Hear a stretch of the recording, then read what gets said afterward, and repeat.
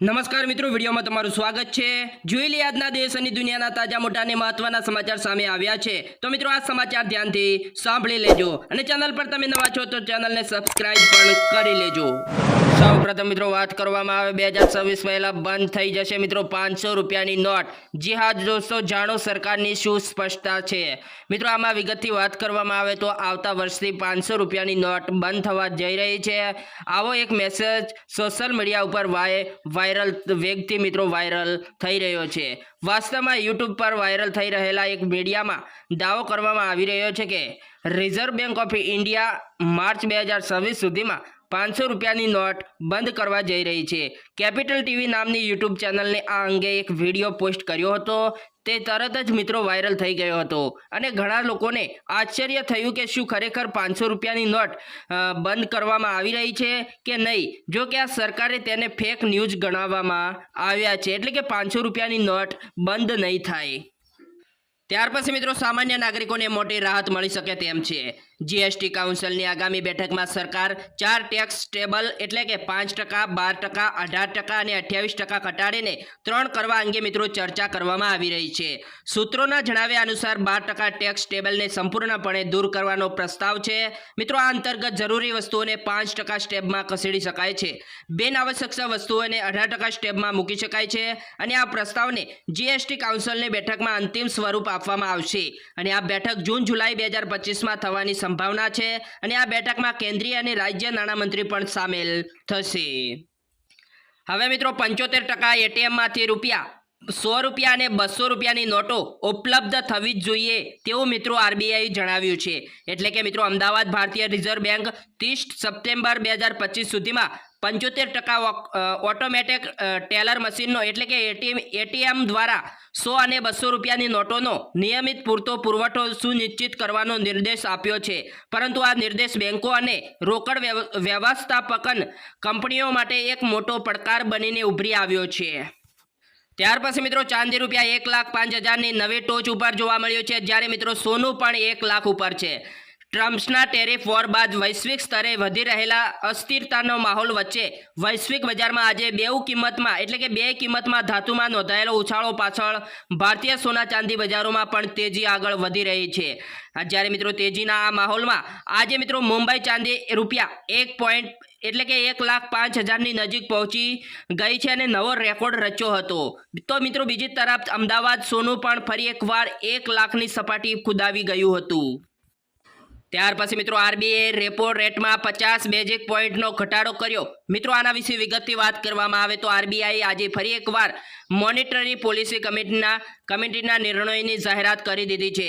મિત્રો રેપો રેટમાં 50 બેઝિક પોઈન્ટનો ઘટાડો કરવામાં આવ્યો છે, જે લોકો માટે મોટી રાહત ગણવામાં આવી રહી છે અને આ સાથે હવે રેપો રેટ 5.50% થઈ ગયો છે। છેલ્લા 6 મહિનામાં સતત ત્રીજી વખત આરબીઆઈ દ્વારા રેપો રેટમાં ઘટાડો કરવામાં આવ્યો છે। મિત્રો અગાઉ ફેબ્રુઆરીમાં આરબીઆઈએ 25% એટલે કે 25 બેઝિક પોઈન્ટ અને તેના પછી એપ્રિલમાં 25 બેઝિક પોઈન્ટનો ઘટાડો કરાયો હતો, જેના બાદ હવે રેપો રેટ 6% એટલે કે 6.00% એ મિત્રો આવી ગયો હતો। તો હાલ અત્યારે મિત્રો બીજા એક ખેડૂતોને લઈને મહત્વના સમાચાર મળી રહ્યા છે। ખેડૂત ભાઈઓ, ભીમ 11 વિશે અંબાલાલ પટેલની મોટી આગાહી, ખાસ જાણી લેજો। મિત્રો આવતીકાલે ભીમ 11 એટલે કે આજે અને પરંપરાગત રીતે ખેડૂતો મિત્રો આ દિવસે ચોમાસાની વાવણીના શ્રી ગણેશાય કરતા હોય છે। ભીમ 11ના દિવસે વાવણી કરવાને એક શુભ પ્રથા તરીકે જોવામાં આવે છે। જો કે પાછલા કેટલાક વર્ષોથી વરસાદની અનિયમિતતા અને પાછળ ખેંચવાની ઘટનાઓ બની રહી છે, જેના કારણે મિત્રો ભીમ 11ની વાવણી પછી કેટલીક વાર પૂરતા પાણીના અભાવના ખેડૂતોને નુકસાન વેઠવવાનો પણ સમય આવે છે। ત્યારે મિત્રો આ વખતે ભીમ 11 વાવણી કરવી હવામાનની દ્રષ્ટિએ કેટલીક યોગ્ય અને સફળ પુરવાર થશે તે જાણતા નિષ્ણાત અંબાલાલ પટેલે મિત્રો પાસેથી આગાહી કરવામાં આવી છે।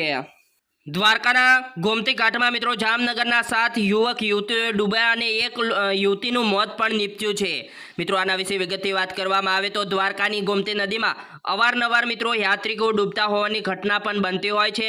ત્યારે મિત્રો આજે જામનગરના 7 યાત્રિકો ડૂબી જતા દોડધામ મચી જવા પામી હતી અને 7 યાત્રીઓમાંથી 4 યુવક અને 3 યુવતીઓનો સમાવેશ કરવામાં આવે છે અને યાત્રીઓને ડૂબતા જોઈ સ્થાનિકો લોકો અને ફાયરની ટીમ ઘટના સ્થળે પહોંચી ગઈ હતી અને મિત્રો એક યુવતીનું મોત પણ નીપજ્યું હતું।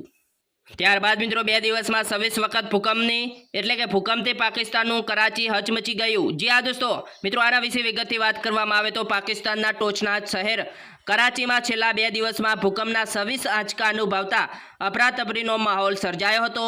લોકો રાત્રે પણ ઘરમાં જતા ડરી રહ્યા હતા, જેના પગલે પાકિસ્તાનમાં જુમ્મા શુક્રવારના રોજ કયામત આફત આવવાની અટકળો વહેતી થઈ હતી। અને મિત્રો કરાચીમાં છેલ્લા કેટલાક સમયથી ગમે ત્યારે ભૂકંપ અને વરસાદ પણ આવી રહ્યો છે। તો હાલ અત્યારે મિત્રો બીજા એક સૌથી મહત્વના સમાચાર મળી રહ્યા છે। પૂર, વાવાઝોડું, ભૂકંપ અને દાવાનળ દળનો મિત્રો કહેર। 10 વર્ષમાં મિત્રો વિશ્વમાં 26.48 કરોડ લોકો બેઘર જોવા મળ્યા છે। મિત્રો આના વિશે વિગતથી વાત કરવામાં આવે તો કુદરતનો પ્રકોપ દર વર્ષે મિત્રો લાખો લોકોને ઘર વિહોણા કરી રહ્યો છે।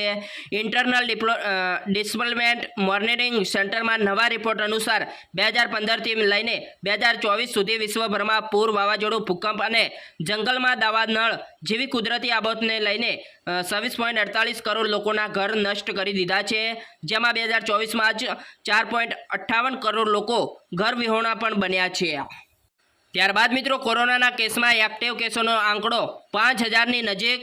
24 કલાકમાં 7 દર્દીઓના મોત પણ થઈ ચૂક્યા છે। મિત્રો આના વિશે વિગતથી વાત કરવામાં આવે તો દેશમાં કોરોનાના કેસોમાં વધારો થઈ રહ્યો છે। દેશભરમાં કોરોનાના એક્ટિવ કેસોની સંખ્યા વધીને 4866 થઈ ગઈ છે। છેલ્લા 24 કલાકમાં દેશભરમાં 564 નવા કેસ નોંધાયા છે। કોરોનાના કારણે 7 લોકોએ જીવ ગુમાવ્યો છે। દિલ્હીમાં 105 નવા કેસ નોંધાયા છે, જ્યારે મિત્રો 3955 લોકો સ્વસ્થ પણ થયા છે। હવે મિત્રો નવા યુનિફોર્મમાં જોવા મળશે બીએસએફ જવાનો। જી હા દોસ્તો, આના વિશે વિગતથી વાત કરવામાં આવે તો દેશની સુરક્ષા કરી રહેલા બીએસએફના જવાનોની મિત્રો સુરક્ષા મામલે મોટો નિર્ણય લેવામાં આવ્યો છે। હવે જવાનોનો ડિજિટલ પેટર્ન આધારિત તૈયાર કરાયેલા નવા યુનિફોર્મમાં જોવા મળશે। એટલે કે મિત્રો બીએસએફનો આ નવો યુનિફોર્મ ટૂંક સમયમાં તૈયાર થઈ જશે। તેમના યુનિફોર્મમાં અનેક ફેરફાર કરવામાં આવ્યા છે। અગાઉના યુનિફોર્મની તુલનાનો નવો યુનિફોર્મ વધુ આરામદાયક હશે। તેમાં રંગોનું પણ વિશેષ ધ્યાન રાખવામાં આવ્યું છે। ત્યારબાદ મિત્રો તાત્કાલિક ટિકિટના ઓનલાઈન બુકિંગ માટે આધાર વેરિફિકેશન ફરજિયાત કરવામાં આવ્યું છે। મિત્રો આના વિશે વિગતે વાત કરવામાં આવે તો ભારતીય રેલવે મંત્રાલયે તાત્કાલિક ટિકિટ બુક કરાવવાને લઈને મોટો ફેરફાર કર્યો છે। હવે મિત્રો તાત્કાલિક ટિકિટ બુક કરાવતી વખતે યુઝરે પોતાનું વેરિફિકેશન કરવું પડશે। તેના વગર તાત્કાલિક ટિકિટ બુક નહીં કરી શકાય। અને મિત્રો આ જાણકારી રેલવે મંત્રાલય અશ્વિની વૈષ્ણવે સોશિયલ મીડિયા ઉપર માહિતી પણ આપી હતી। ત્યારબાદ મિત્રો ગુજરાતમાં સરકારી વીજ કંપનીઓની ઓનલાઈન સેવાઓ આજથી 10 જૂન સુધી બંધ રહેશે। મિત્રો આના વિશે વિગતથી વાત કરવામાં આવે તો ગુજરાત ઉર્જા વિકાસ નિગમ લિમિટેડ એટલે કે મિત્રો GUVCL ડેટા સેન્ટર ખાતે નોન આઈટી ઇન્ફ્રાસ્ટ્રક્ચરની નવીનીકરણની કામગીરીને લઈને સરકારી વીજ કંપનીઓની ઓનલાઈન સેવા આજે સાંજે 6 વાગ્યાથી 10 જૂનના સવારે 10 વાગ્યા સુધી બંધ રહેશે। અને મિત્રો આ મામલે GUVNL એ તેની સત્તાવાર વેબસાઇટ પર જાણકારી પણ આપી હતી।